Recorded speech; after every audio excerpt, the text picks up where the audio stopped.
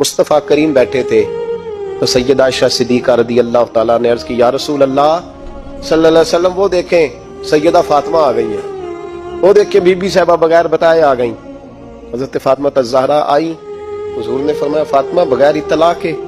हुजूर छोटा सा काम था, कैसे आई हो? तो बीबी साहिबा ने ना, औरतों का पल्लू होता है ना चादर का, पल्लू खोला तो एक रोटी बंधी हुई थी, खोल के पेश की। बेटे ये क्या है? अब्बा जी कई दिनों से घर में रोटी नहीं पकी थी, आज अली कुछ जौ लाए थे, पीसे हैं, चंद रोटियां बनी हैं।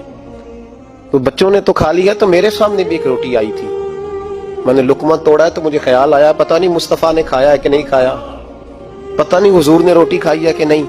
तो हुजूर मैं लेके हाजिर हो गई हूँ, मेहरबानी फरमाए। फरमाया बेटे बैठ जा। हजरत फातिमा भी बैठ गई। सैयदा आयशा कहती हुजूर भी बैठ गए। फरमाया फातिमा कितने दिनों से नहीं खाया? अर्ज की हुजूर 3 दिन से। फरमाया बेटे मैंने 5 दिन से नहीं खाया, आ जा। दोनों बाप बेटी मिल के खाते हैं। रोटी 2 हिस्सों में हुजूर ने बांटी। फरमाया चला जी तू खा, आदि मैं खाता हूँ। हजरत फातिमा ने लुकमा तोड़ के मुंह में रखा, रो पड़ी, हुजूर 5 दिन से नहीं खाई। और मैं बेटे चुप कर, हमारा दुनिया से क्या ताल्लुक, एक पोल रह गया है बस, अल्लाह फिर जन्नत की सारी नेमतें